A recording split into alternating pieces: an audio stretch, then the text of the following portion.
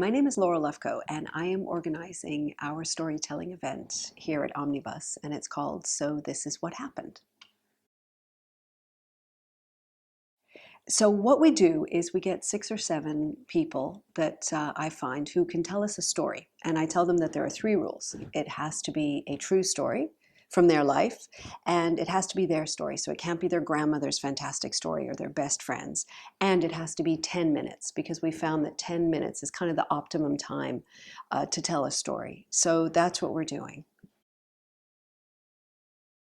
I first saw an evening like this that was organized by some friends of mine. One was an actor, one is a best-selling author, one is a music producer.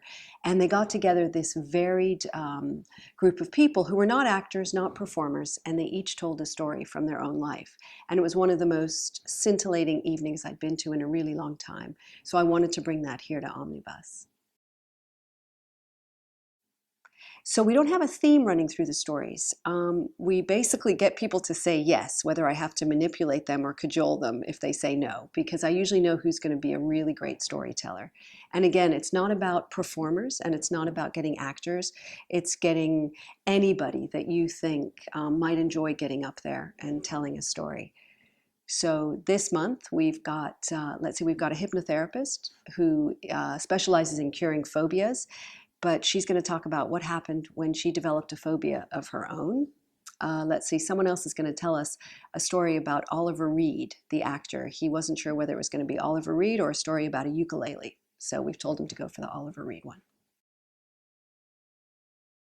That's a really interesting question. What I learned last time, I have to say, is that it works incredibly well. It's a format that is, it's very different, and I'm actually starting to prefer it to scripted theater, because everybody, trust me, everybody has got at least one fantastic story from their life.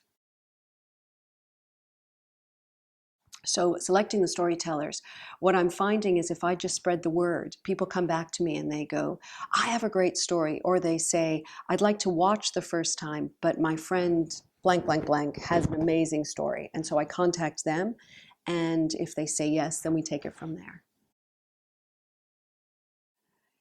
So this month we have a fantastically varied group of storytellers. And they range from, as I talked about, a hypnotherapist to somebody who completely changed her life through an astrological reading. We have another one, she's going to talk about her wedding day and the culture clash between her northern British relatives and her relatives from the American South, who all met for the first time.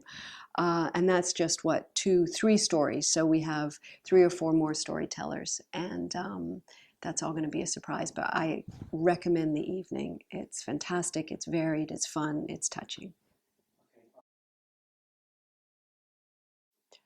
You know what? I want to say thank you to all the people who so far have said yes, and all the people in the future who are going to say yes, because trust me, it's a wonderful way of spending an evening.